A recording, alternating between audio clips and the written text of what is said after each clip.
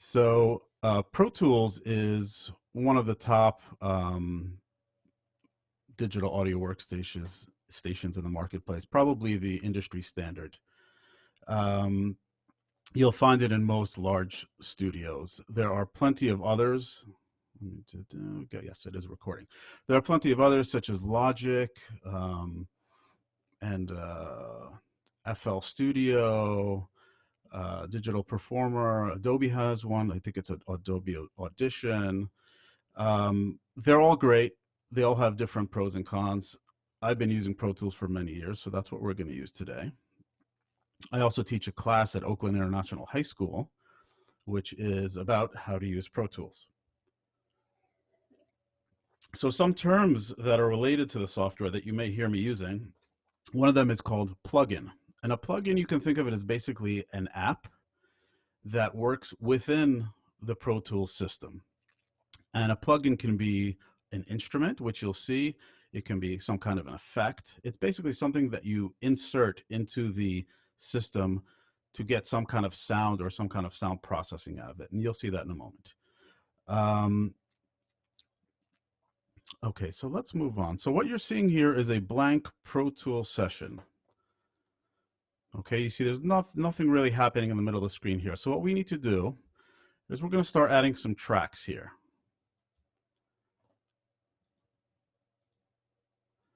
We're going to have a master fader.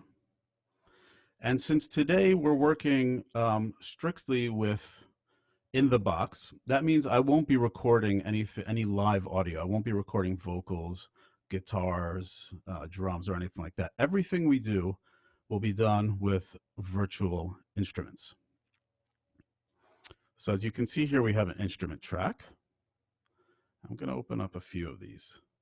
And by the way, the music that we're creating today, I have no idea what this is going to sound like. We're kind of doing this on the fly. I haven't really prepared this in advance because I thought it would be fun to kind of improvise and see what people request. I was thinking, though, that since we're in this strange and is everybody, hold on, so I'm getting some messages here. We can't see anything. Some people can see and some people cannot, which means it is working. So whoever cannot see anything, that is a user error, I believe. And I'm really not sure what to do about that right now. Okay, so let's get back to this. So as I said, everything is going to be in a box. So my only thought was, since we're kind of in this weird time, we're all at home and maybe not getting up and moving around as much as we should, maybe we'll do something kind of upbeat, a little dancey, electronic, something like that. Any objections? No. Good. Okay, so you see I added some tracks here. So a master fader is basically kind of a control, just like you would have a volume knob on your radio or on your stereo. That's how we're going to use that. And all these basically here, these are tracks.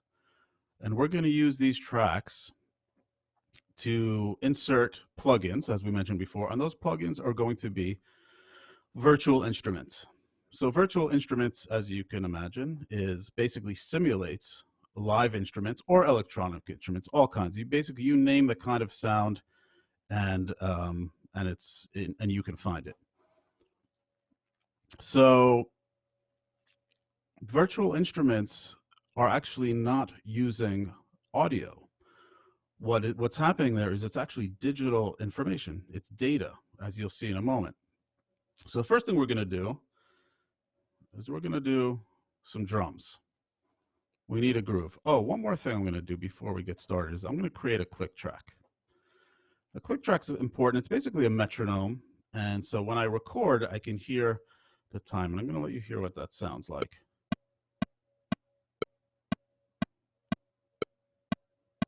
Can everyone hear that? Raise your hand. Yes. Okay.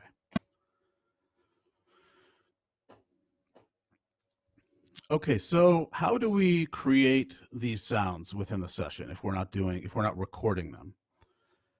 There's several sources for sounds when a producer is approaching a project.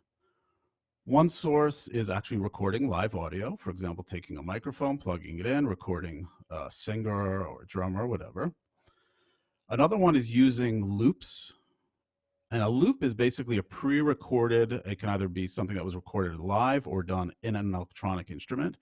You can purchase them. They come in packs. For example, you can get maybe a reggae drum loop or a reggae bass loop or a jazz loop. They come all kinds of styles. And it's basically a one measure, two measure, or four measure, usually, chunk of music that you can use in your session.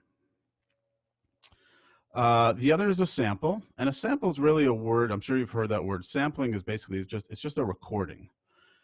So it's a piece of audio that was recorded at some point in time. You can also buy them in packs, for example, vocals, and we're going to actually do some of this. And then the last thing for your sound source is MIDI, M-I-D-I, and MIDI stands for Musical Instrument Digital Interface. And it's basically the language of music for computers.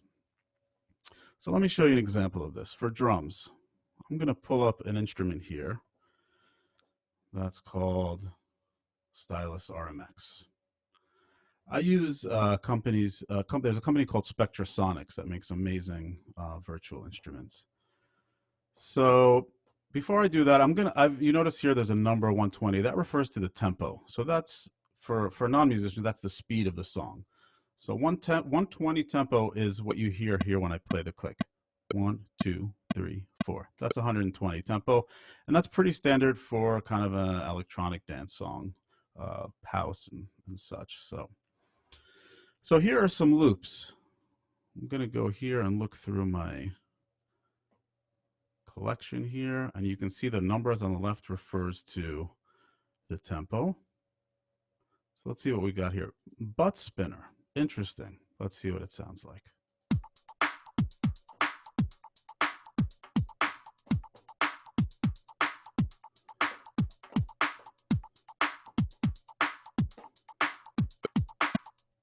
All right, so that's kind of cool.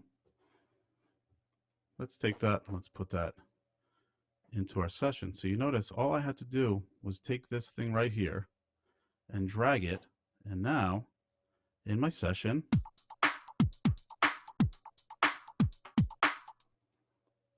no drum skills required.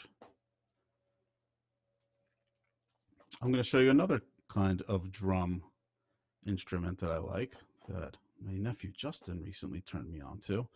A Grammy-winning artist, by the way. I don't know if he's on here, but maybe. This is another one called XO, and it's got this really weird, cool, interesting interface. And let's see if I remember how to use it. So here you can hear what it sounds like here. This is a loop called Minimal Steady Drive. That's kind of a nice one. So let's take that, and I'm going to pull that in here.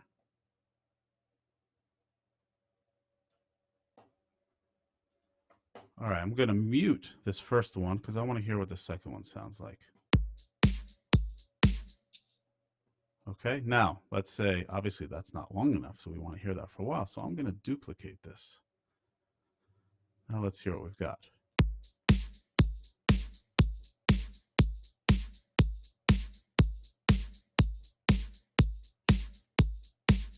Okay, sounds pretty cool.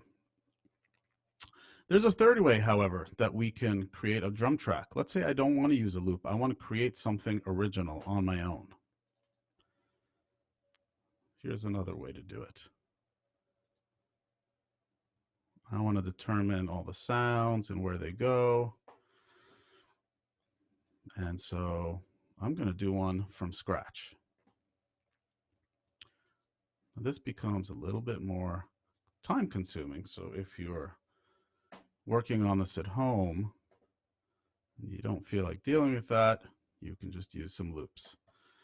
But I'm going to show you this because, let's face it, we have nothing better to do right now. We're in quarantine. So let's take the time to see this. And so what is a basic drum groove. What does a drum groove consist of? Anybody? Type in your answers. What is a basic drum groove? Kick, very good. Boom, chick, very nice. Snare, hi-hat. Yes, so the basic instruments or sounds that are going to make up a drum groove are a kick drum, a snare drum, a hi-hat. Now, there's other things that can be added as well, but those are the basics. Of course, drums can have toms, there can be percussion, there can be cymbals, but generally you will have kick, snare, and hi-hat as your basic components. In electronic music, often you'll have claps as well on top of the snares. But let's start layering some things here. So first we're going to get a kick. So I'm back in this plugin here. And now rather than looking for loops, I'm going to go to my sound menu. And you can see here are some kicks. All right, so you can see there's a whole tons of, I'm going to just play a few of them for you.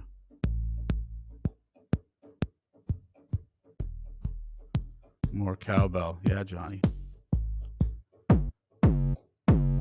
Ooh, that's a nasty one. All right, let's see. Let's pick one. Let's go to electronic menu. And by the way, what I'm doing right now is I'm auditioning them on my keyboard. Ooh, I like that one. Okay, so now I have some options. I've figured out which kick I want. There's a few things I can do. I can actually draw in with a pencil that kick, but I'm going to play it instead because it's more fun. So let's see, let's make sure. Okay, we've got that on.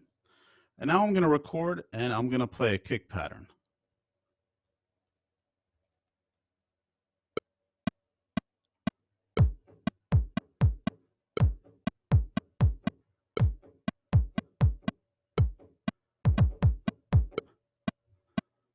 Okay, what do y'all think? Did you like that kick pattern?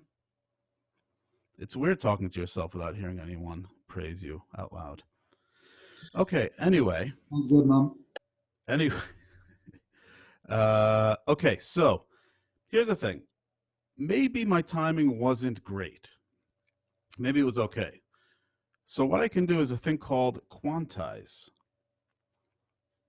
Quantize means that the software will position the kicks or whatever instrument you're doing, whatever you're doing at the time, will position them in a more, however you program it. So for example, you can see that this is divided right now into 4, each measure. Those are quarter notes. So, but the kick notes that I did, some of them are smaller resolution than that, or smaller subdivisions. So one thing I can do is you can see here I have this 1/16th note.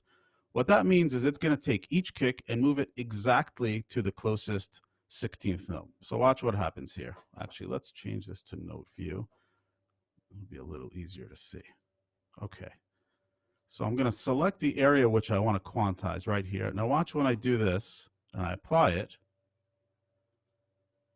You see there was a little motion there. Let me do that again, and I'm going to show you the subdivisions this time.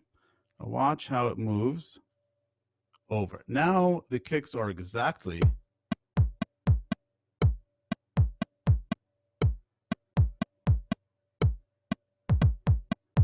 okay. So you might say, oh cool, that's what we want. We want it to be exactly on the lines. Well, yes and no. Some people like it to be exactly on the lines, but it's not very human. Humans don't play exactly on the lines.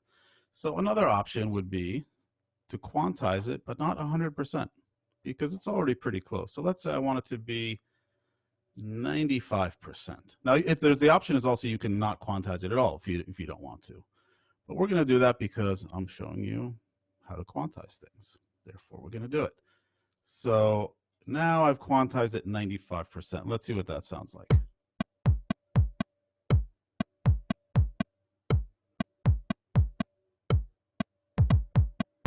All right, sounds good to me. Let's move on to our snare drum.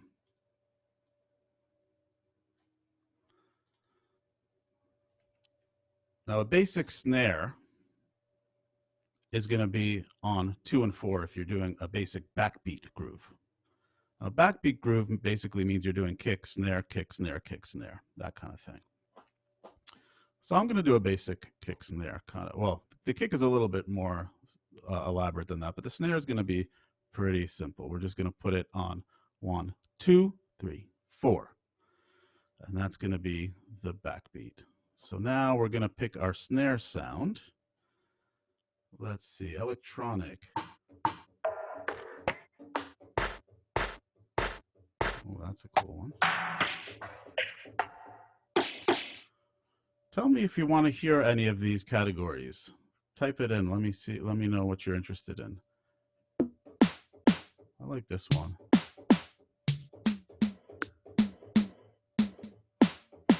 Maybe that one. Snares old school. All right, old school. Let's check it out. Oh yeah, that's kind of like an old Motown kind of sound.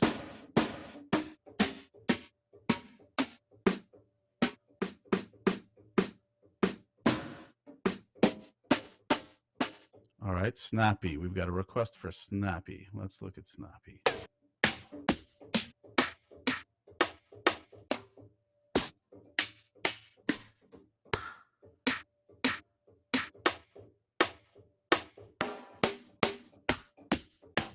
All right, we're gonna have to make a decision here. I could play with this for hours, and I often do, but not now is not the time for that. How about that? All right. Let's do it. So now I'm going to record my snare.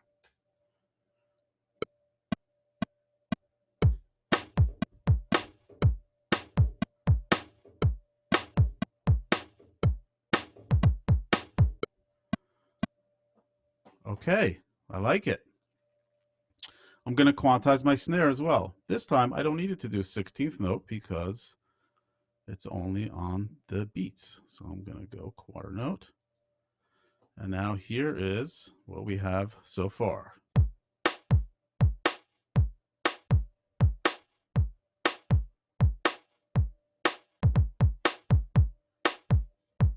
And you can see that I have it on loop, which means whatever section I've selected, you see that little loop sign up there, whatever selection I've made, it's going to loop that infinitely. Okay, our next component is going to be a hi-hat. So now we're going to look for a hi-hat. And by the way, you could play the kick snare yourself and use a hi-hat loop. It doesn't have to be just one or the other. For example, let's go here and let's find a groove element that is a hi-hat. Now we want it to match our tempo, 120 more or less, does not have to be exact. So we can see snappy hi-hat. That sounds pretty cool. Let's see what that sounds like if I pull it in here.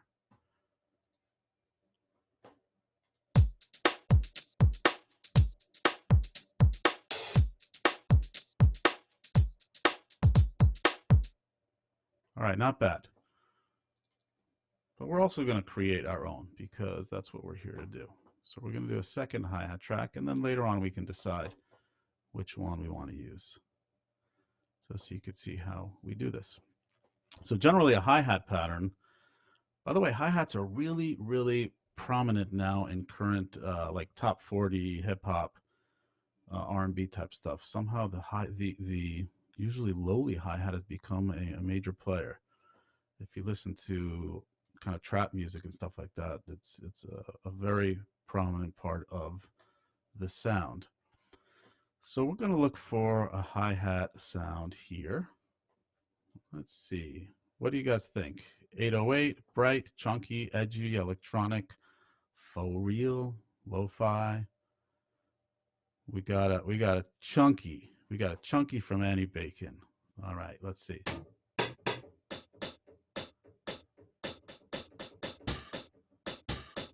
So a hi-hat pattern will you'll generally decide it's either going to be a quarter note pattern, an eighth note pattern, or 16th note pattern, usually. Now, there could be, of course, somebody saying, no, that's not true. I've heard something different. And that is true. It can be different. But usually, it'll be one of those. And then it'll be often a combination of closed hi-hat, which is something like that, or open, which kind of longer, and some people call it soupy. So what's going to happen now is I'm going to play a hi-hat pattern.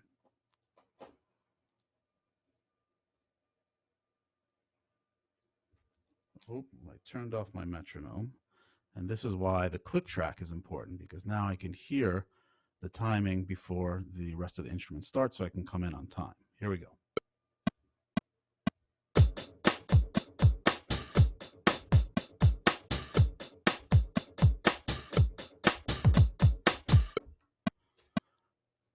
Okay, that was mediocre, I would say. I'm not thrilled with that. But let's quantize it. Oh, we want to quantize it to eighth notes because that was an eighth note pattern. That means that there are 8 notes per measure. Oh, let's move this over a little bit. Let's quantize that again. All right, let's hear what that sounds like now.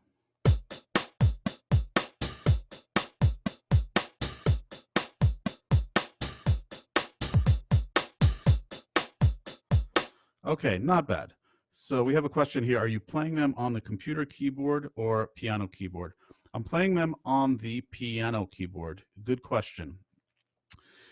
Some producers will use a pad, which is like sort of like a little drum pad. They're little squares, and you can use them with your fingers, with your hands. And some may do this. Now watch this. If I go in here, it's not nearly as fun, but it is a lot more accurate. Now I can go here, and I can actually draw in a note, right? You can hear each one of those. Now you can see that each one of these corresponds to a key on the keyboard. So you could also do that. Ooh, maybe we want something like that. So I'm going to get rid of what I did before, and we're going to do this. We're going to be real.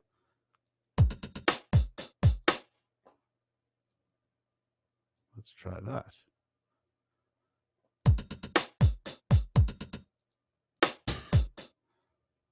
Make some adjustments. All right, here's the pattern that I've just created with a combination of playing and just writing it in. All right, that's pretty cool. So I'm going to copy that. And now here is the 4-bar pattern that we've got so far.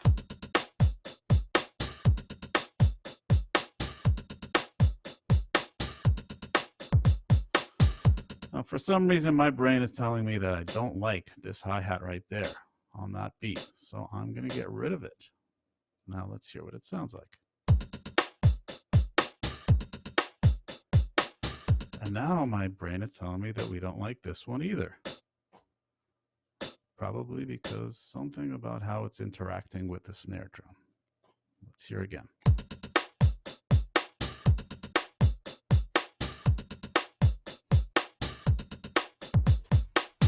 Okay, not bad. So you'll notice here there's different shades of color for these different things. That actually refers to what's called velocity, which is how loud or how hard each instrument is being played, or each sound. And we can control each one individually. So let's say I wanted kind of an effect here where these hi-hats were getting louder as they were going by. So check this out. Right? It gives it a little bit more dynamic kind of color to it. So I'm going to copy that. And by the way, you can copy and paste in Pro Tools just like you can in any other computer program.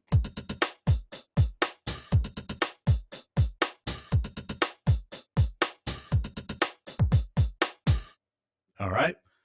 Okay, pretty good. So let's leave that for now. All right, what else do we need for our song? We've got a basic drum groove that's sounding pretty good. Cowbell, bass, Annie Bacon for the win. Bass indeed. Okay. So now we are going to open up a virtual instrument that is called Omnisphere. I do not work for this company, I swear, but their products are incredible, and I do a lot of work with these plugins, almost every session that I do. Okay, so we're going to pull up Omnisphere, and what I'm doing here with these tracks underneath it is basically I'm saving myself some CPU power by having several different tracks work with a single instance of the plugin.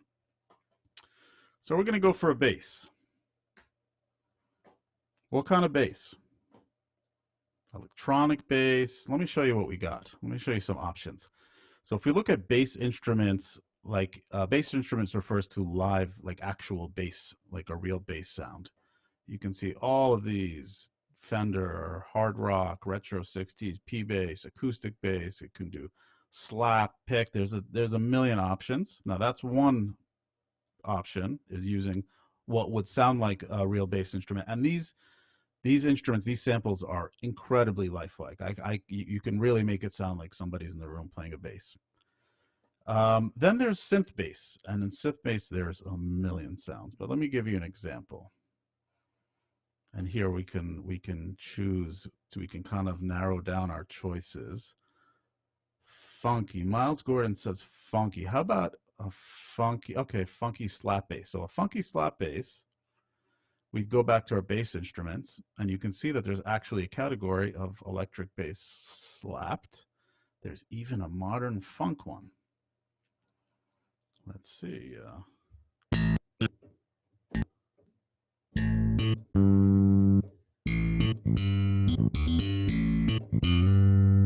Seinfeld. Very good. Okay, on cue. So there is that's an idea for that. Let me also check out this acoustic upright, which I think sounds so great.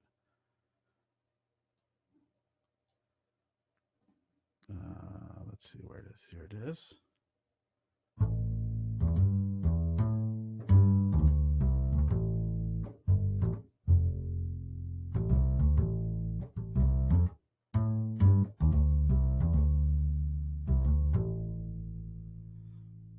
It's kind of cool, huh?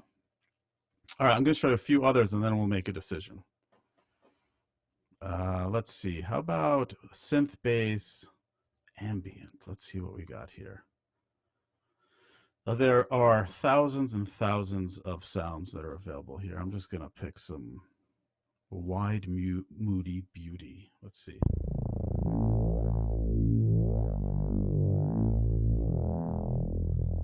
Now this is an interesting one. You can hear that it's actually panning from left to right in your headphones, which is actually unusual for a bass, because more often than not, bass will be just mono down the center rather than. That's pretty cool. Let's listen to some other ones.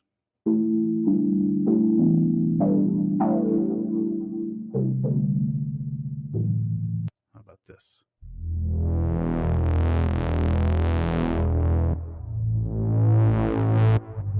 Epic stuff.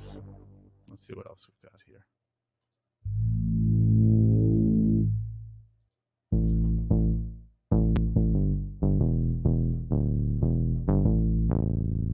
So what do you think? Synth bass or a real bass, electric or acoustic? Any feedback? Real, we got a real, we got a real. We want to keep it real today, don't we? Yeah, okay, I get it. Let's do it. Bass instruments, real with synth sound. Oh, that's an interesting idea. So are you talking about layering a real and a synthesized bass sound? That's possible. Let's see what that would sound like, and I'll show you how we can do that. So there's a few ways to do it. Let's see. If we pick how about we take this upright sound that we had before, which I thought sounded really cool. And that's this one.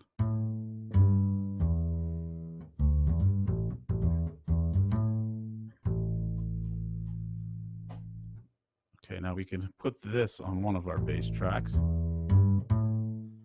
now let's put a second one. I don't know how we're going to use it yet, but I like the idea. So part 2, we're now going to go to our synth bass. Now, if we pick the one that's too massive and epic, it's going to kind of overpower everything else. So maybe something that's lighter than that. Let's see, what would be something here? Let's go for something. Let's go for a ballad. No, let's not. Let's go for pop. All right, let's see. Good Time Charlie. Oh boy. Not sure it's that time of day yet. Let's move on. Massive Attacker. Massive Attacker, okay. That's a fun one.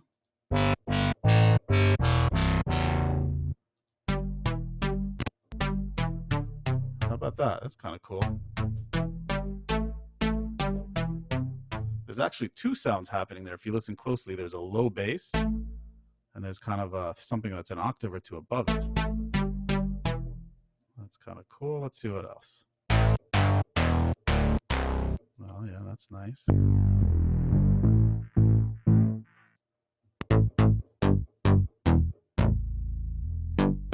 All right, let's start with that. We could always change it later. So now we're gonna try and come up with a bass line. One of the things we have to decide is what key we're gonna put this song in. For the sake of making it a little easier for anybody trying to do this at home, I'm gonna put it in the key of A minor or C, which would mean that we're playing mostly white keys on the piano. And I don't know exactly what it's going to be. I'm going to improvise and we'll see what we come up with. Now I'm going to listen to the loop, to the 4-bar groove that we've got with the drums.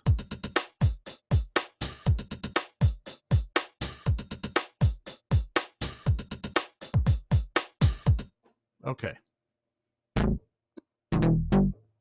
I think I'm going to start with the synth bass first, just because I'm feeling it. All right, so we're going to go. Let's make sure we got our click on. And here we go.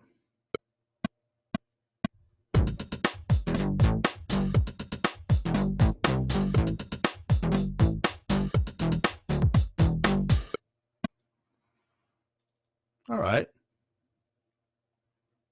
Not bad. I'm going to do some quantization on that. Maybe less so, though. Maybe just 90% on that.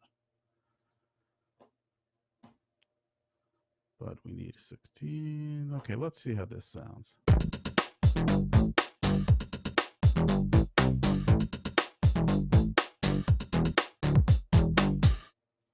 All right, and now if we loop it, let's take a listen to that.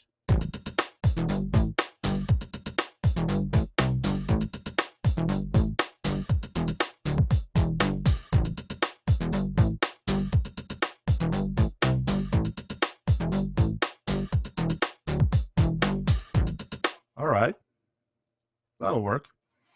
Now check this out. Maybe, since we have all the space in between the notes here, maybe we can have our other bass doing something interesting in between there. Let's take a listen to this. Let's see what I come up with.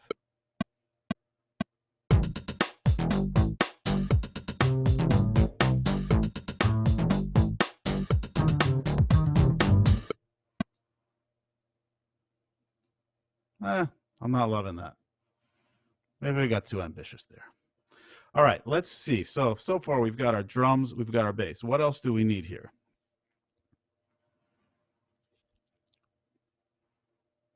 What do you think?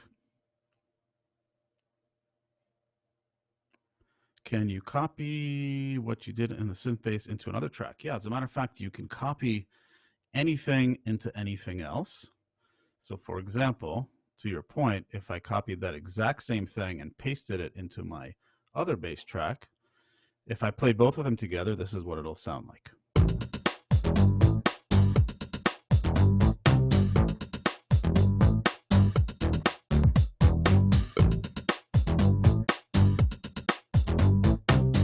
Now I could also balance these in different ways, or I can just play the acoustic one. Let's see what that sounds like. Sorry, we gotta mute this guy. It's not cooperating. So now we've got it muted. Now it's here. Now this is just with the acoustic bass.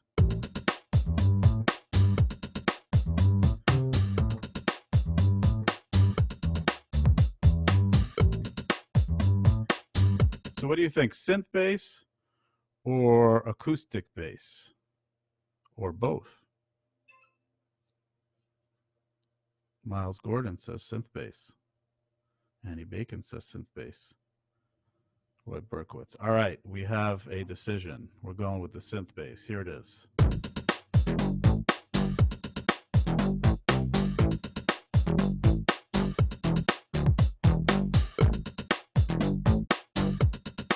Okay, what else do we need? What other instruments? What other elements? Guitar. Johnny says guitar. Yes, guitar is an option. Horns are an option. Stank face, for sure. Obviously, that goes without saying. Well, probably chords. How about chords? Now, chords can be played by many different kinds of instruments. Piano, electric piano, organ, guitar, celeste, harpsichord, you name it. I'm kind of an electric piano kind of guy, so I am going to pull up an electric piano sound. Vienna Boys Choir. Sitar, all strings, all good ideas. We do have choir sounds on here, so if you're curious about that, here's what that sounds like. Human voices. Did you say Vienna Boys Choir? Well, I just happen to have a boys choir sound here. So here is what that sounds like.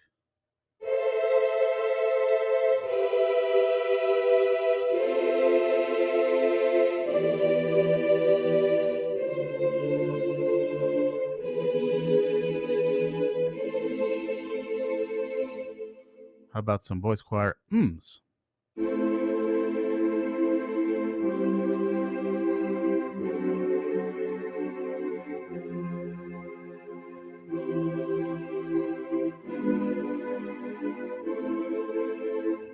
We even have a soloist.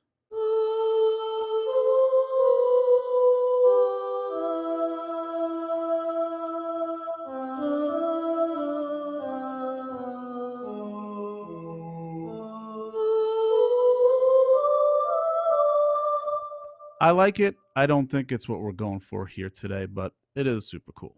All right, so let's continue. Let's go.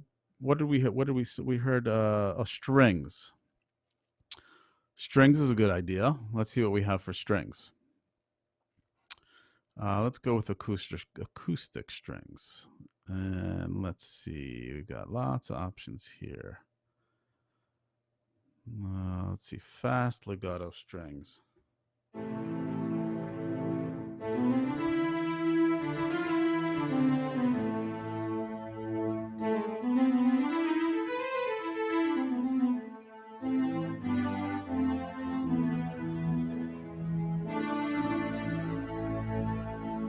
Yeah, that could be nice. Generally, in a song like this, strings will be kind of I'd say more of either playing some kind of melody or possibly like a pad, but maybe not necessarily the primary chordal instrument. That's not a rule. That's just kind of more often than not.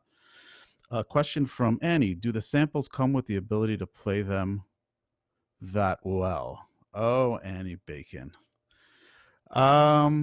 Unfortunately, no. That's why you have to pay me for lessons. Okay, so let's go to keyboards.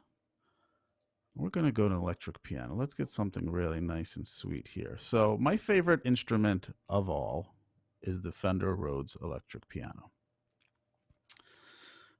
I'm a sucker for the electric piano. I love playing it. I love hearing it. It never gets old. So I'm going to show you some. There are some really cool ones here. And so basically, this plugin uses both electronics to create sound, but also they're amazing samples. They actually spend years finding the most amazing instruments, getting the best engineers and microphones, and recording them note for note at all kinds of different volumes and such. And then they create this instrument. That's called sampling.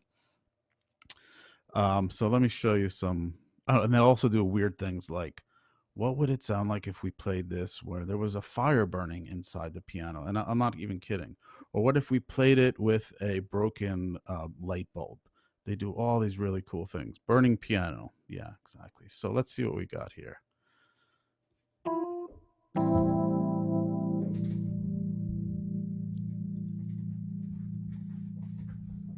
Okay, sorry, here we go. So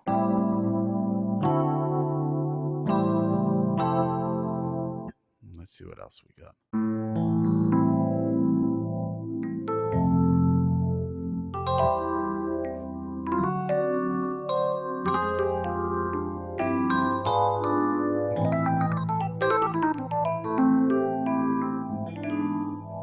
Okay, that's a cool one. Oh, what about that one? Univibe. Let's try that one. So I'm going to name this electric piano. I'm going to listen to my groove again, get myself in the mood.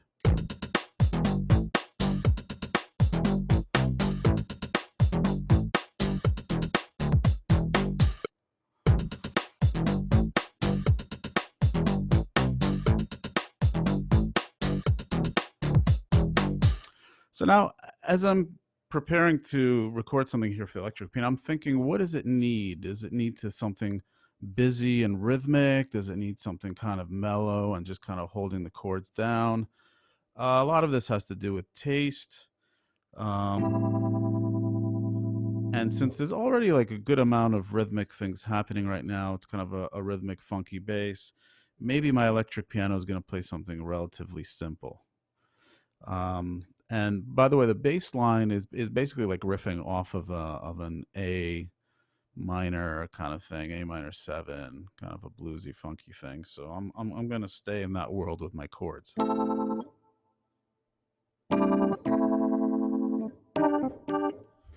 All right, let's give this a shot. So it'll be embarrassing if it doesn't come out good. So I'm really putting myself out on the line here.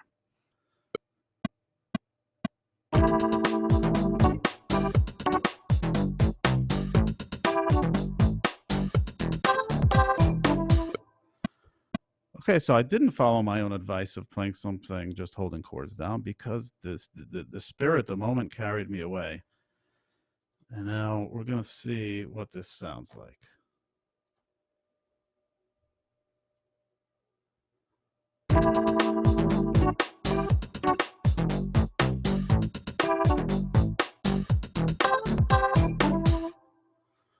All right, I think I like that.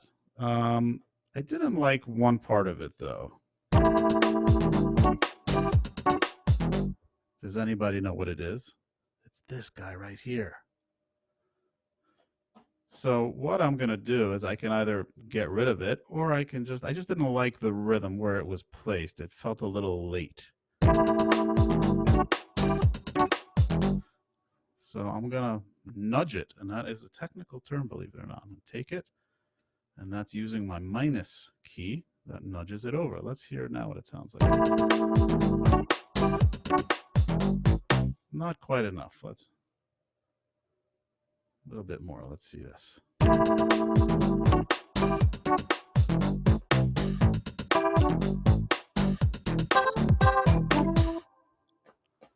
All right, what do you think? We're getting somewhere here. Let's listen to this again.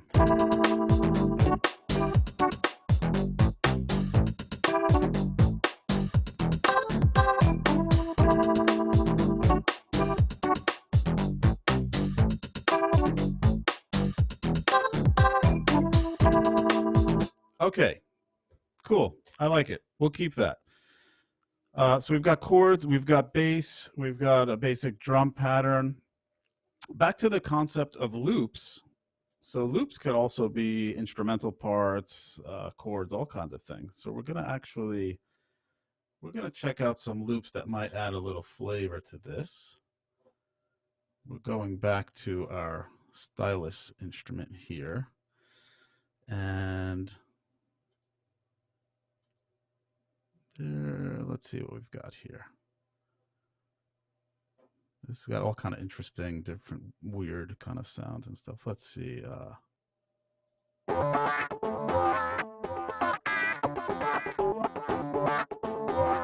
That's pretty cool. Let's see what else we got. I don't think that would work.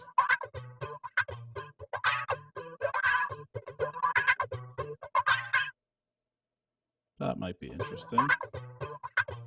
So now we got to figure out what key it's in. And I think it is in the right key. So let's pull it in here and let's see if it plays nicely with the rest of the track.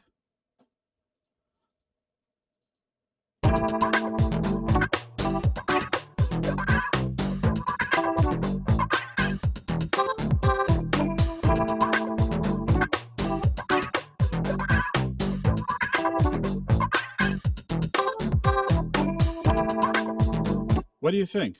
Keep that part? And that's sort of a guitar part. Johnny says hot. Well, if Johnny says hot, then we're keeping it. All right. Okay, so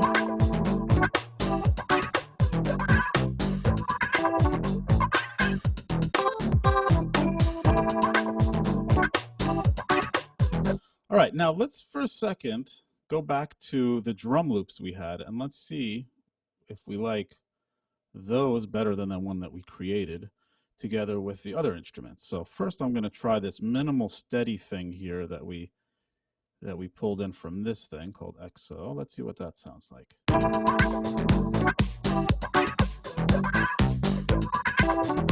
Sorry, we got to mute this guy first. Let's try that again.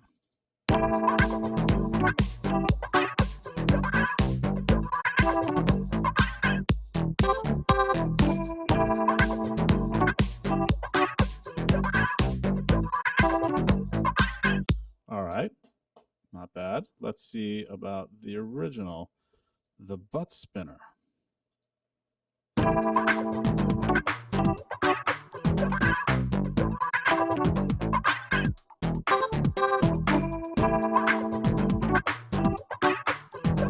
Not bad. I don't love the way it's interacting with the bass. There's some kind of rhythmic thing happening there I'm not crazy about. This is okay. But actually, I think I'm feeling I want to create it better.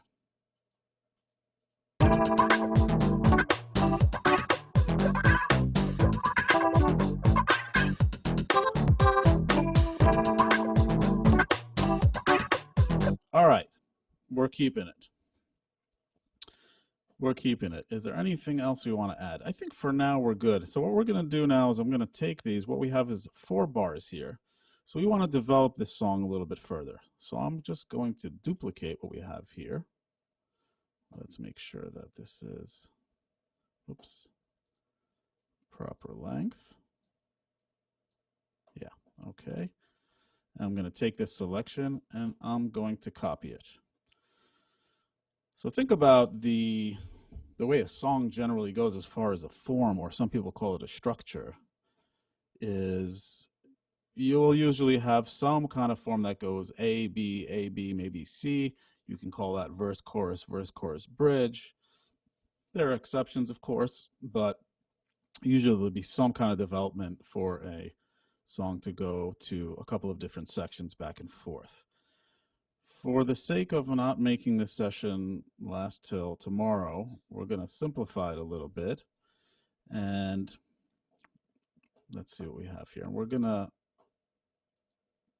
to basically create our arrangement by adding and removing some parts. So for example, maybe our intro is only consists of that funky guitar thing. So right now you see here I've grayed these out. and I've grayed these out. So now we're going to hear just the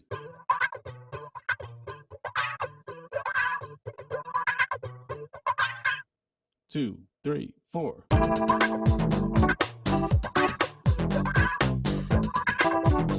But maybe we want to build it up even further. Let's keep the drums on hold. Let's keep the bass on hold. Let's bring in guitar and electric piano. Let's see. First the guitar, then guitar and electric piano.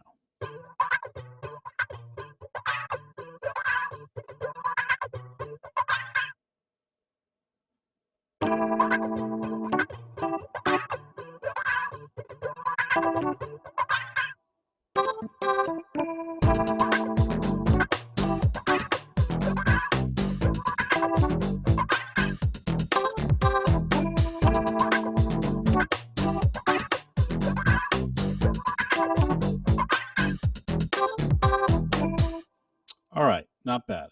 I'm going to copy this, duplicate it a bunch more times. And you're probably thinking, well, what about vocals? Wouldn't this be nice to have some kind of vocals? And I actually have a kind of a nice treat right now, which is there's an artist I work with. Her name is Satya, Satya. She's an amazing young woman. And she's allowed me to use some samples of her recording, which I'm going to pull into here. I don't know how I'm going to use it yet, but we'll figure it out. I do know that we're in the same key. So we'll call this Satya 1 and Satya 2. So I'm going to solo this so you can have a sense for what's happening here. But I pick up I'm going to make this a little bit louder. But I pick up the pieces every time. But I pick up the pieces every time. All right, there's one such a phrase. And we're going to listen to the other one. And by the way, dragging this thing, I'm actually making the clip louder. You don't feel nothing. So I used that one because I thought, you don't feel nothing is from a sickness standpoint, a not feeling the symptoms, that kind of thing. That's a good thing, or maybe it's not. Who knows anymore? Okay, so you don't feel nothing. Okay, so you can see it's pretty dry. It sounds great.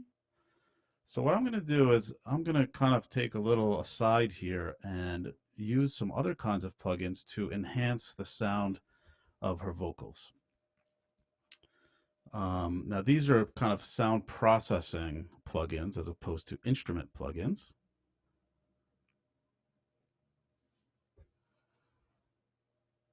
Spinning wheel of death. Okay, thank you. And we're going to go to a vocal kind of sound, and we'll use a preset. So a lot of these plugins have presets where somebody in the company said, here are some starting points, you can use them, or you can create your own processing and effects from scratch. In this case, I'm going to use female light tape saturation.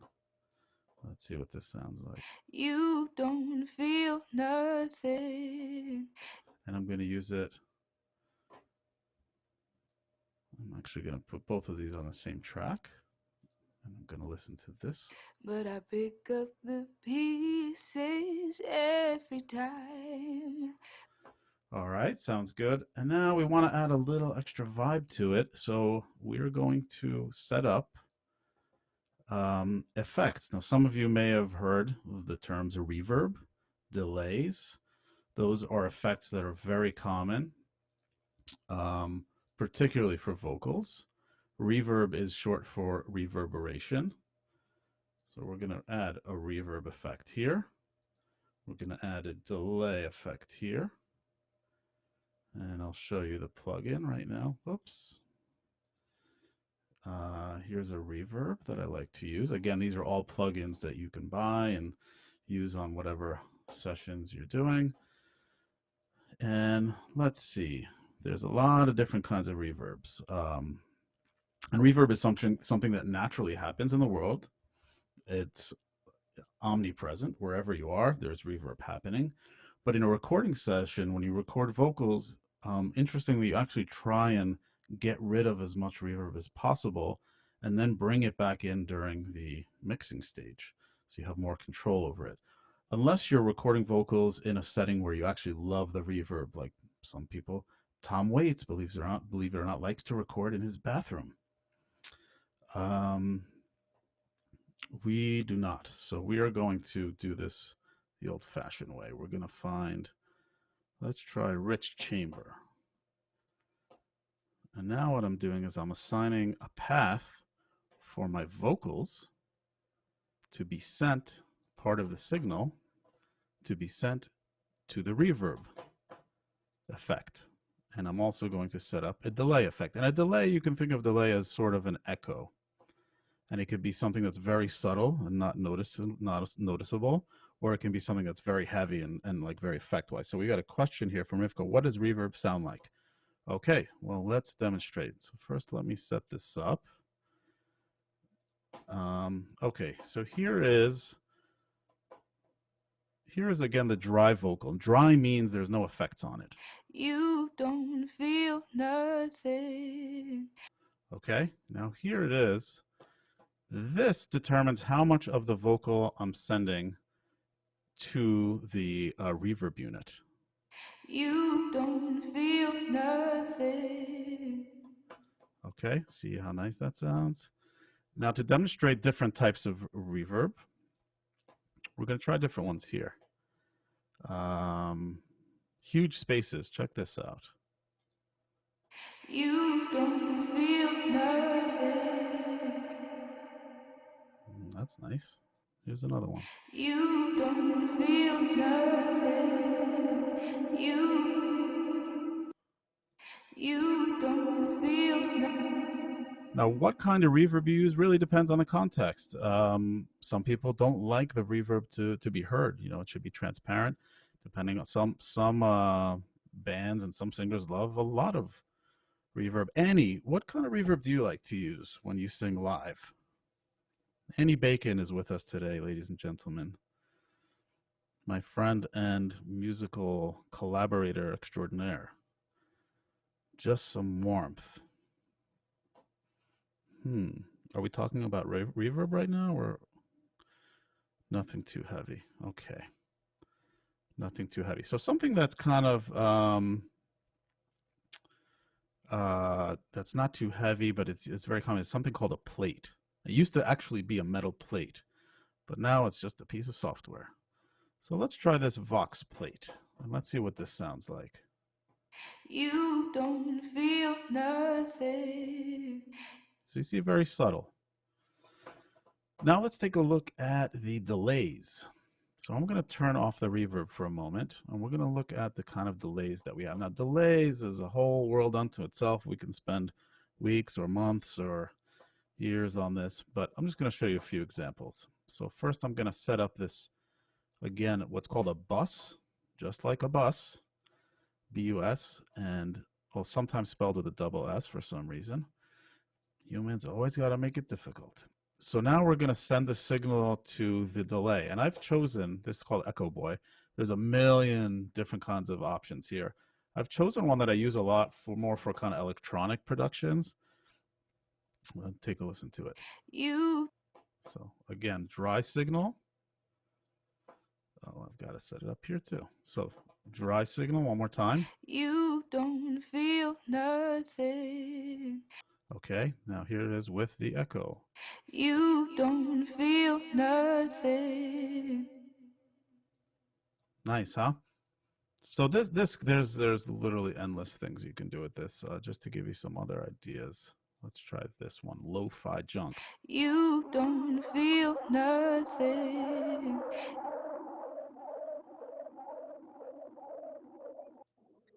All right, let's see what else we've got.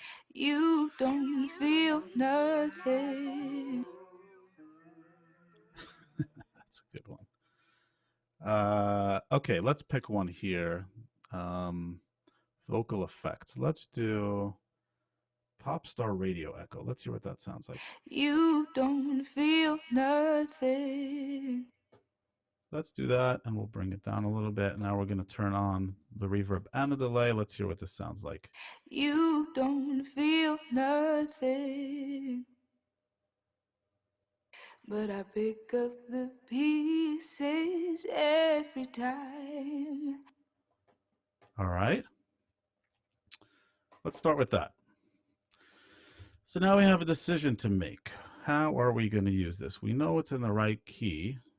Where do we want to put it? So I'm just going to play here. I'm just kind of mute her and just see where we want that to go.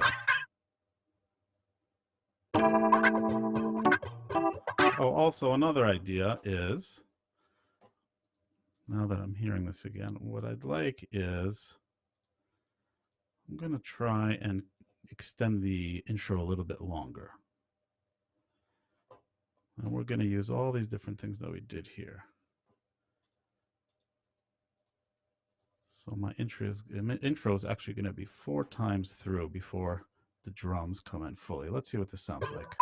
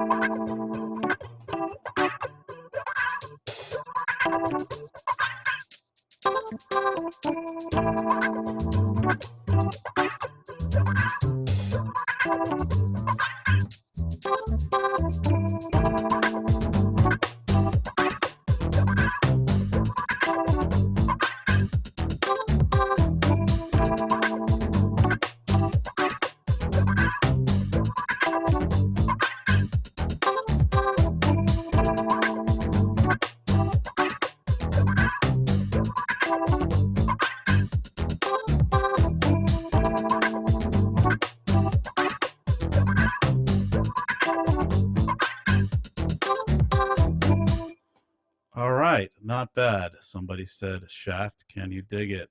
Yes, very nice. You're showing your age. Okay, let's see. I think what I want to do here is I like the intro. And by the way, one thing that I do in all my sessions is I mark the sections. Question from Rivka, am I going to publish this? Absolutely. We're going to have this online for everyone to dance to later. So I'm going to mark this. This is just kind of me liking to stay organized. So this is my intro. And here is enter electric piano. Here is enter acoustic bass. Oh no, that's not right. Enter, let's change that. Enter hi-hat, or HH for short. Then we've got enter acoustic bass. And then here we've got full groove. Now you could also call this A, B, verse, chorus, whatever you want. I'm just going to place this kind of randomly here right now. And we're going to see the Satya's parts, that is. And we're going to see how it works. I don't know. We'll see what happens. Let's try it again from the top.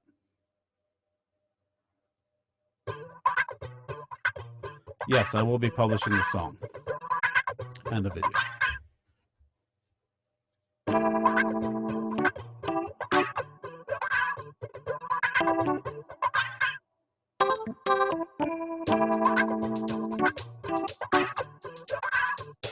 You don't feel nothing.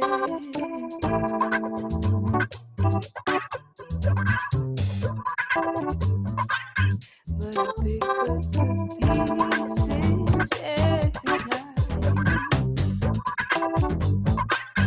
Okay, so you notice it works as far as it doesn't sound like a complete train wreck, but it's not an exact fit. And one of the reasons is that the song that it came from was in a different tempo. So rhythmically, it's not going to fit perfectly. But what I like to do in this kind of situation, if I still want to use it, is I'm going to actually throw some more reverb and delay on there and give it kind of more of an ambient feel rather than an actual lead vocal, almost like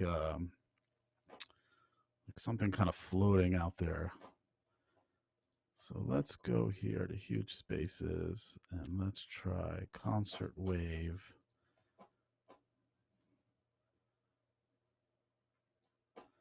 And now I'm thinking maybe before the groove comes in, let's leave this, let's move this. Let's put this here. Now the full groove comes in here. So I'm thinking let's give her a break here. Break meaning the music is going to pause or mute. Maybe let's try just the piano on and let's see what this sounds like. You don't feel nothing. What do you think? Getting closer. I'm going to dial up the delay as well.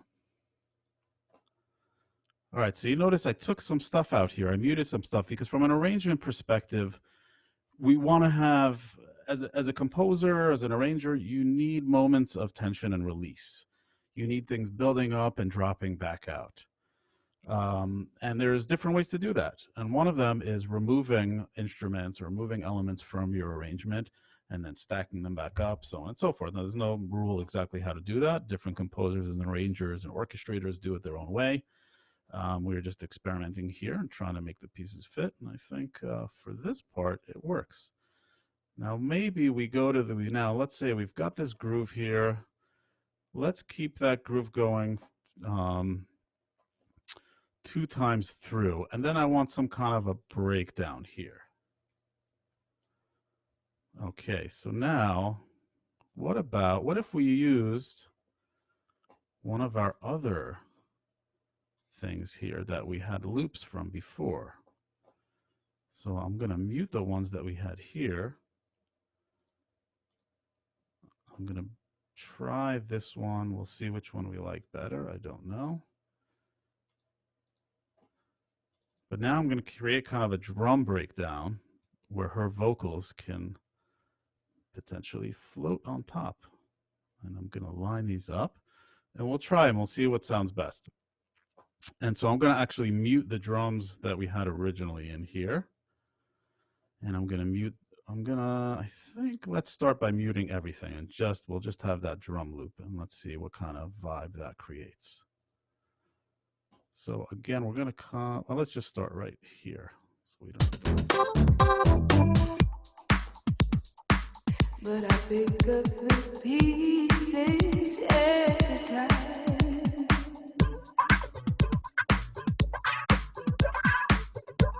So I accidentally left both of these drums on, but they don't sound too bad together. Let's try one at a time though. But I pick up the pieces every time. Now, we could do some cool things with her voice as well. We can take her audio, we could chop it up. Now, what if I like this every time? And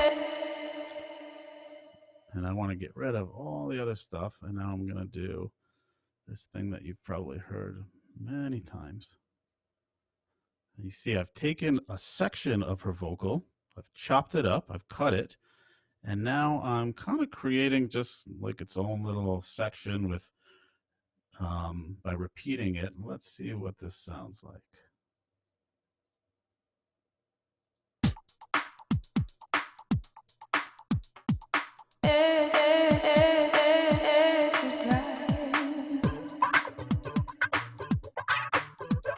What do you think? Not bad. Let's see if we like it with the other drums better.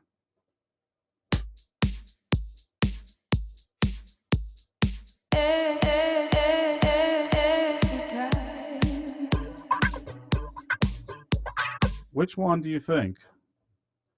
This drum, we'll call this drums 2, or this one, which was drums 1?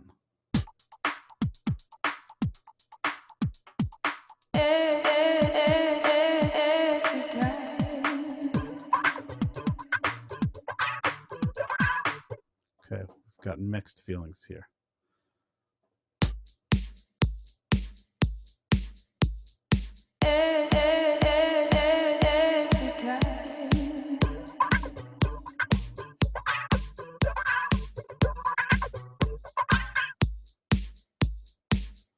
Let's keep it with 2 for now. And maybe we'll keep this groove going for a little bit longer. Who knows, maybe we'll even add something new. But I know it's we can't be here all night. I mean, I can, but you people probably also have other things to do, like watch Tiger King or bake bread or something. Okay, let's see.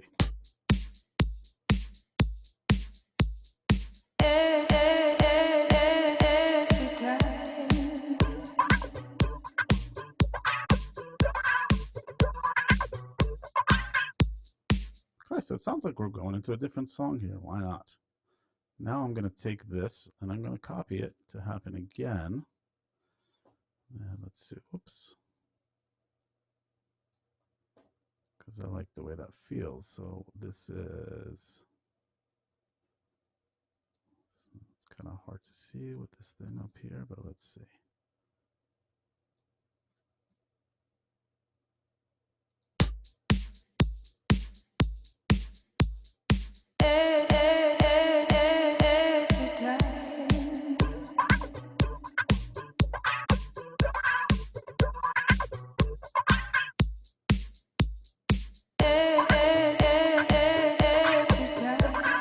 I like actually the way this was positioned before, so I'm going to actually just take this.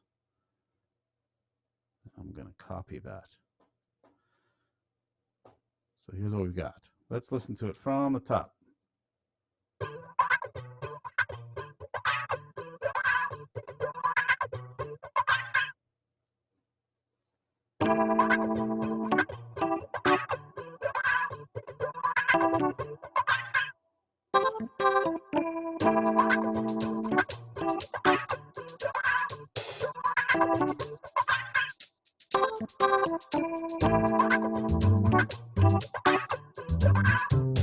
You don't feel nothing.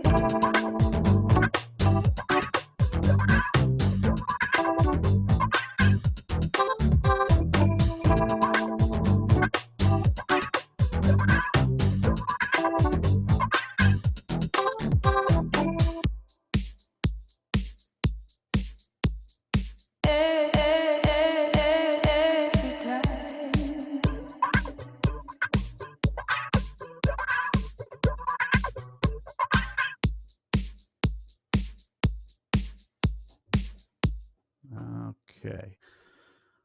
I'm thinking maybe we continue. This is not even a breakdown at all. This is basically a new section. This is kind of, this becomes a whole different thing. I don't know what we'll call it yet. But what I'm going to do is I'm going to copy this. I like this. I'm going to keep this going. Let's see.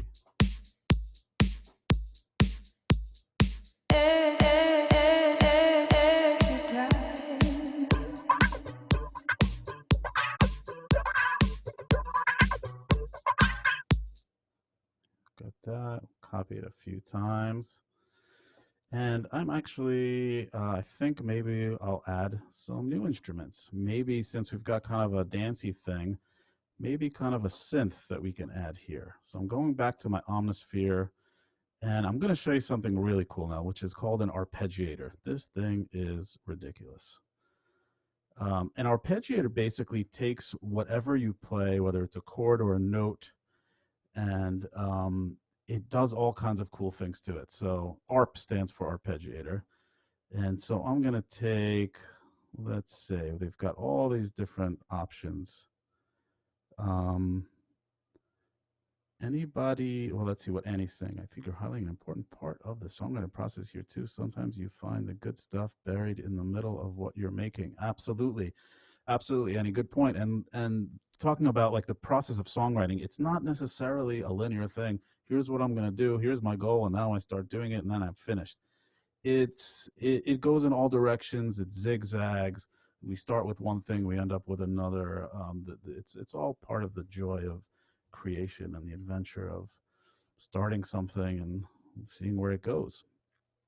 All right, so let's see here. How about a pad? So a pad is kind of like a synth playing a chord, and we're gonna see all these options here on the right. Any requests? I'm gonna scroll through them slowly.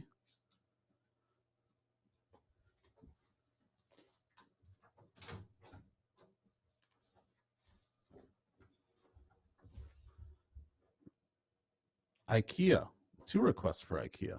All right. That's branding, folks. Okay, let's see.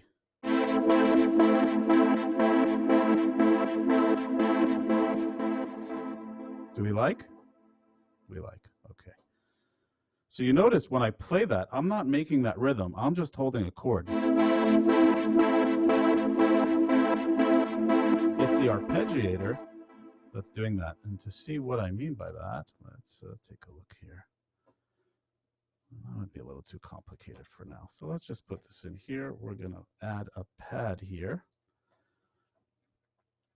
Now, I don't know exactly where I'm going to bring that in. So I'm just going to let it play and just kind of improvise.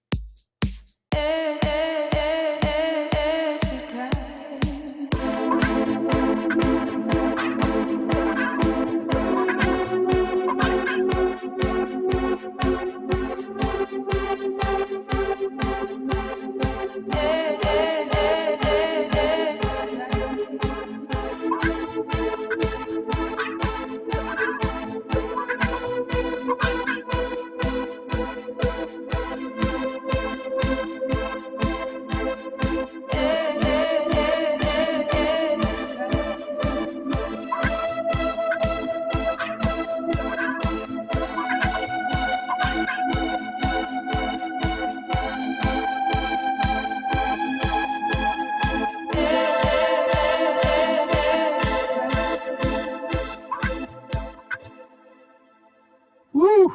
Okay, I believe you all felt like something huge was about to happen. Right, and that is tension and release. That is the buildup. What I didn't like was the skank guitar, and that is an actual term, skank. It's a reggae term. So I'm going to get rid of that, and I'm just going to have the pad playing, and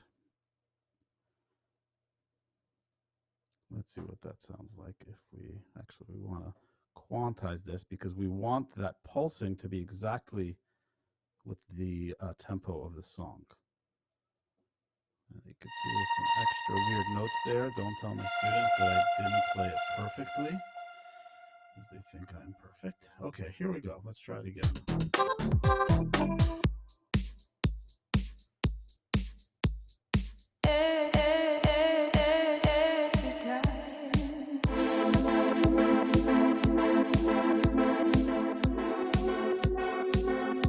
Okay, now you can hear it's not synced up properly. Let's see why. Okay, that's going to be annoying. Why did that happen?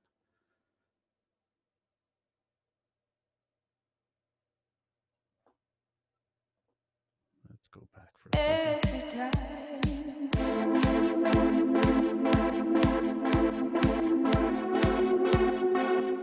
So we're going to position that where we want it so that it's going to sync up properly.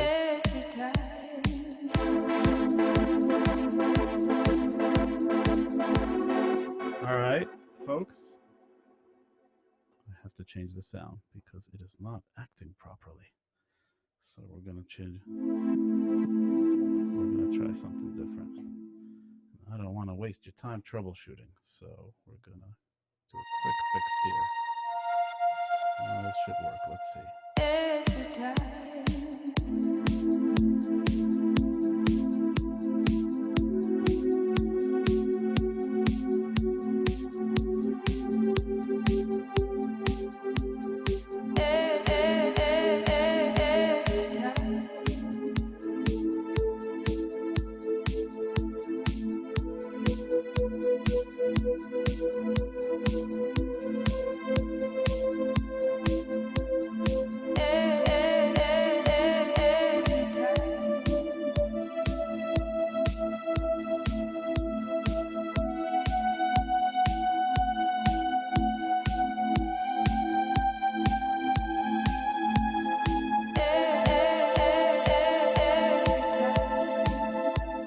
Okay, drop that is right, Tony. So what we need now, we want to target this spot over here with a big drop. So in electronic music, there are a few elements that will help us build attention just the right amount so that we can really feel that transition.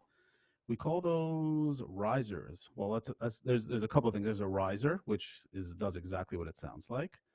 And I'll show you some examples. Here's a riser. Bass face riser.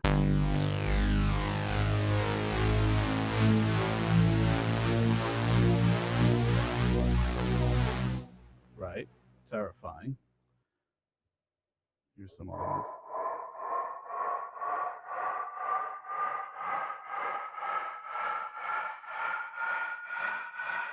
Any requests? Who wants to hear what? See all these? These are all risers. Fwooshy.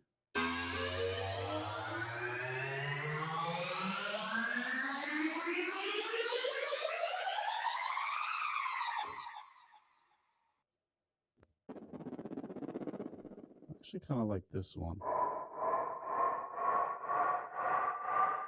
That's kind of cool. How about this? Yeah, let's use that one. That one's pretty simple and straightforward. So we've got a riser. So here we go.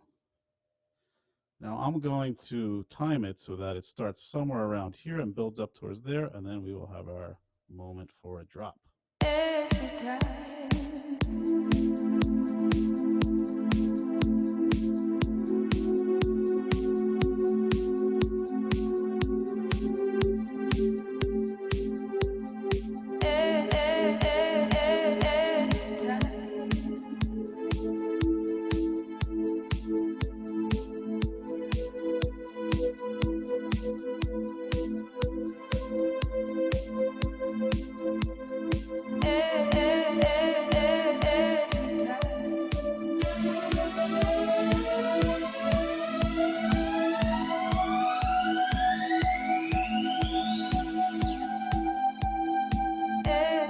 All right, so I brought it in a little too early, so we're going to move it so that it times up properly with this. Let's hear if we start from here.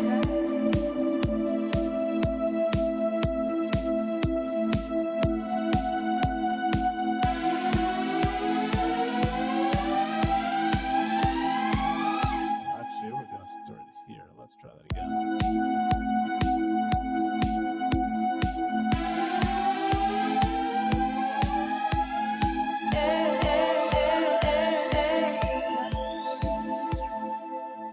Ooh, I'm sweating. Okay, so I'm actually feeling some kind of bass thing, like just kind of making itself known over here. And I don't know if this is going to work. We're going to try something.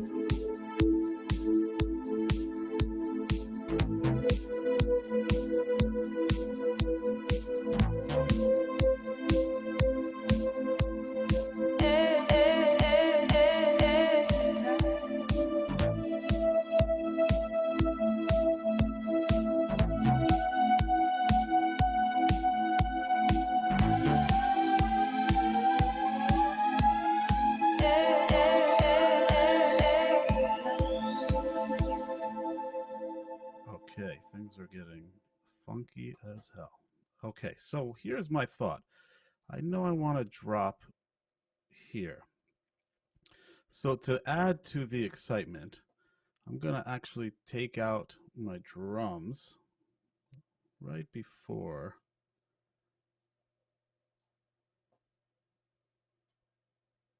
that whole rise happens. Rivka is asking, how do you make sure that the music makes sense and doesn't go out on a complete tangent? Also, how do you make sure that the music is consistent, like it sounds the same throughout? Who says you have to? There is no specific answer for that. It really depends on what you're trying to do.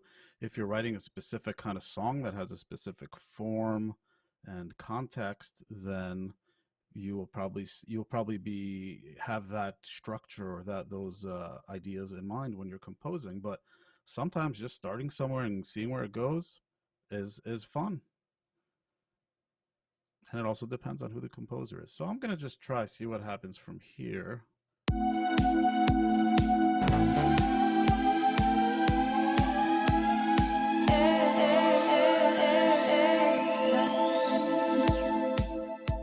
Okay, so you can feel that. You can feel that something's about to happen. Now I felt something else here was that I wanted to bring in another chord type of sound to reinforce what's happening on that rise. So I'm going to add something else here. I don't know exactly what sound. Bring on the decimator, says Tony. I believe it might be too early in the day for a decimator, unfortunately. We'll see how late this goes. Okay, so now I'm going back to my synth. And I'm going to find something that might work here. Oh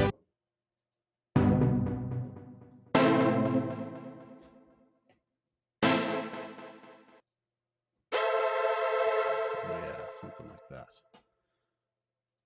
Okay, so we've got a synth here. I'm going back here, and well, I'm not sure where it's going to come in. We'll see.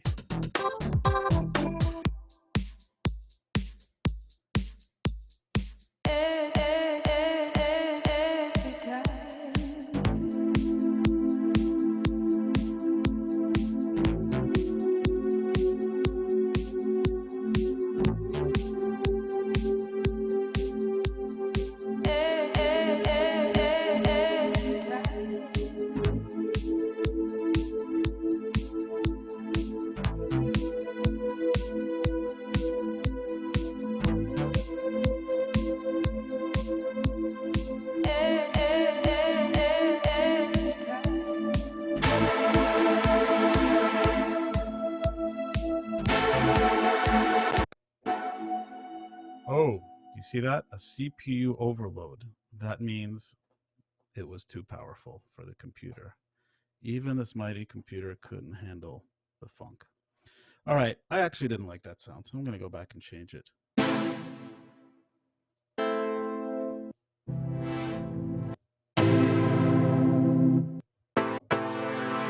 actually going to pick something different here.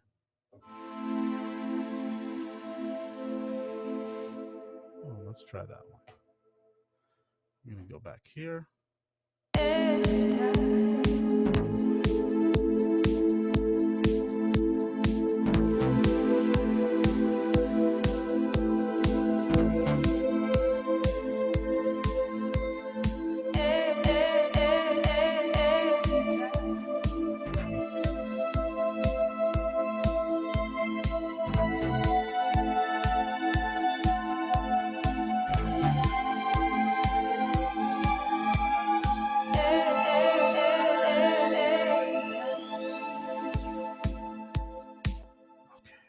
We're so close to blast off here. Okay, so here is our drop. Now, I'm not really an electronic producer star of the world, believe it or not. But there are some tricks that producers will do. For example, before the drop, we may have everything drop out complete silence so that when the drop does come, it's even more powerful. We're not going to do that. We're going to go straight for it. And I'm actually going to open up another one of these. This will be drums 4, and we're going to pick a loop for this. We're going to pick something big and powerful.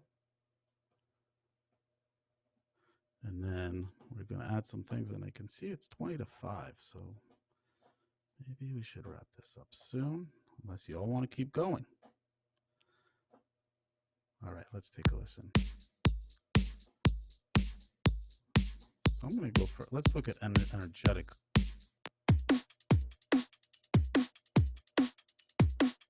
Well, that's kind of interesting.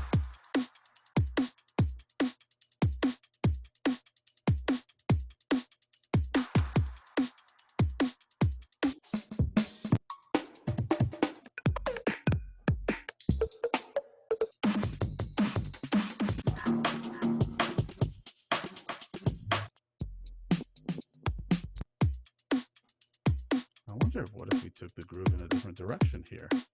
It's kind of a sleight of hand. You think it's going one way, but it's not. I don't know. Let's try it.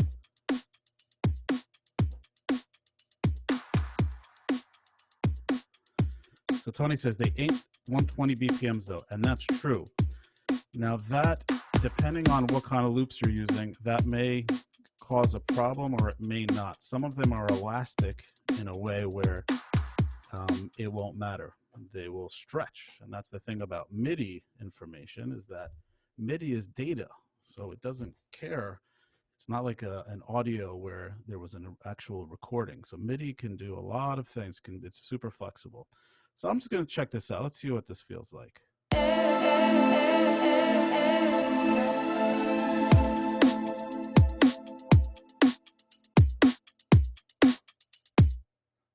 right, so I'm going to actually move this. I'm going to let that thing float in the air for a little bit. Let's see. Let's just get this ending here.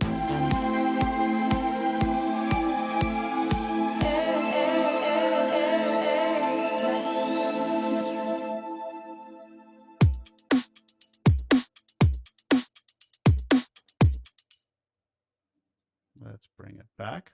So what we're going to do is we're going to bring it back, and I'm going to show you something cool with the Arpeggiator and bass lines. We're going to get silly here for a moment. We're going to do some dance electronic. So I'm just going to pick some kind of thing. Now these consist of a sound and an arpeggiated pattern. Agreed, Annie and Tony and anyone. Sweet Beef. That's not Johnny's sound, but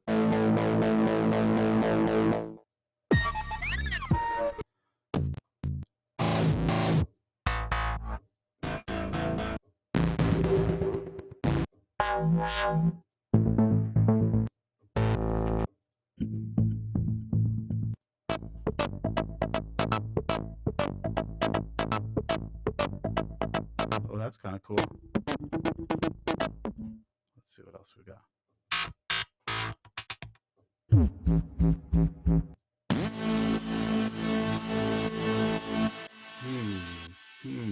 Let's see what happens if we do that.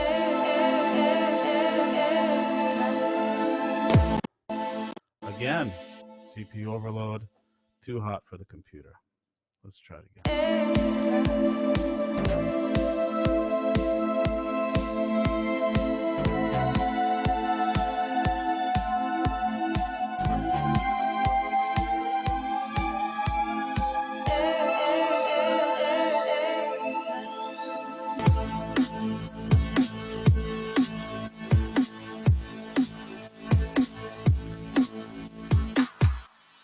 Are you feeling me?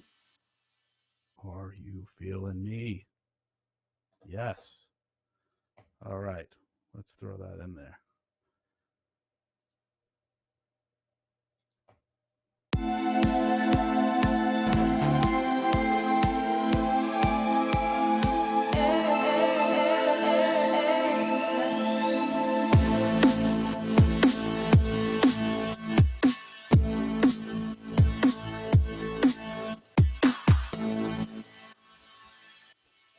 And when you have sounds like that, you don't need to do a lot with them because they are massive and they carry a ton of energy.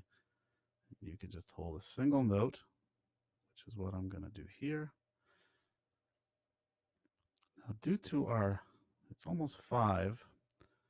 I'm not going to finish. I'm going to work on this a little bit more before I send it to you, but you have the basic idea here. And I want to show you a couple other things.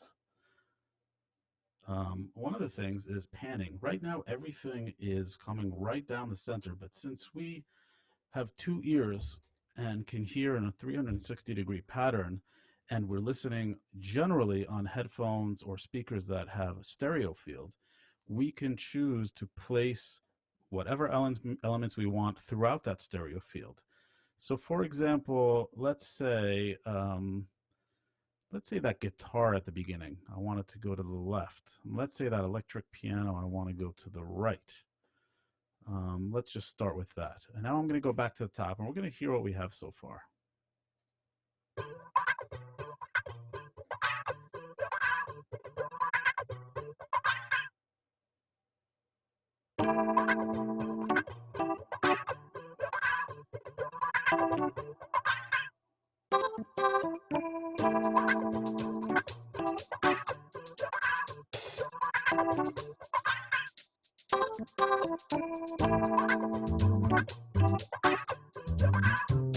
You don't feel nothing.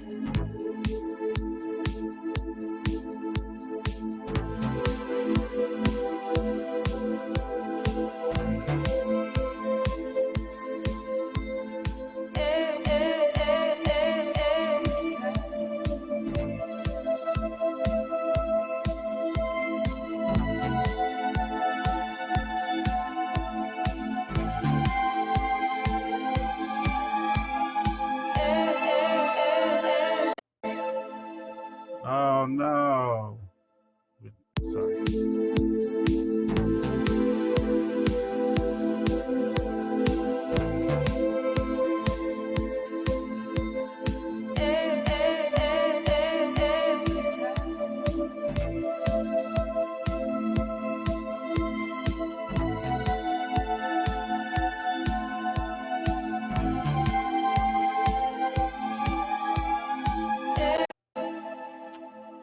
Oh, the computer is not liking this, but we don't care. We're going to force it to do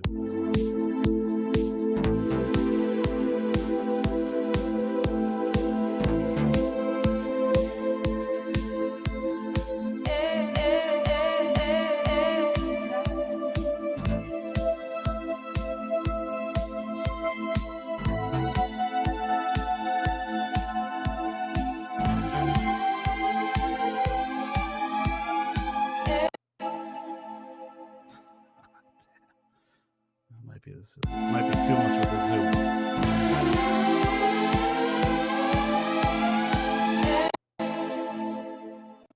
Uh-oh. One more time.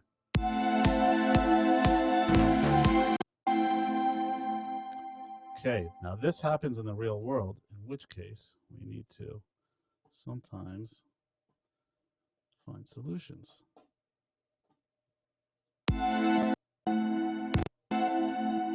See, it does not like that. Increase hardware buffer size. I'm sorry, but we might have to take some of these sounds out because it's too much for the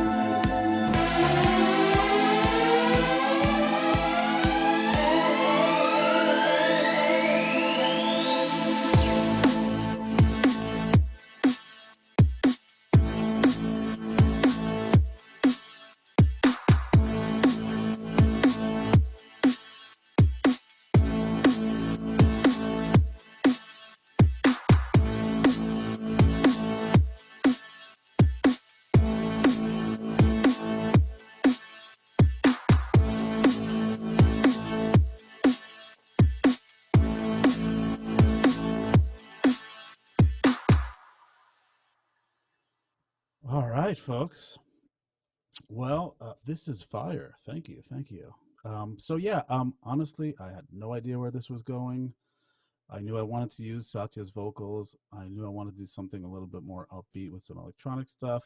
That's it. It was your inspiration and your input and your good spirit that got us where we are. We are almost out of time, so we didn't get to fully finish it, but I will finish it and I will make it available to you, as well as the video. If you would like to sign up for the next session, if you even want a next session, it's up to you. You can either email me at tal.ariel@gmail.com, or you can email ARTogether at info@arttogether.org. And if you would like to support ARTogether, here are the details up here for donating. Any questions before we finish? Wait, maybe should I unmute all of you? Let's do it. All right, you're all unmuted. That was awesome. Yeah. All right, feel free to speak, everybody. I've let you out of your cages. Thank you so much. I hope you all enjoyed it, and I've never actually done anything like this before, so that was an interesting experiment. Yeah, that was awesome, Tal. Thank you so much. Yeah, and if you'd like to do it again, just let me know. Pick maybe next time we'll do a different kind of genre, maybe some kind of rock thing or whatever, or we can focus on something else. But I have been thinking about doing a series of these kinds of things, and it's fun to do it live with participation and feedback and input. So let me know, and I'll keep you up to date on plans for additional sessions such as this one. All right. I thank you all, and stay safe and stay healthy, and I hope to see you in person soon. Bye. Okay, bye-bye. Thank you. Bye. Bye. Thank you. Bye. Bye, everyone.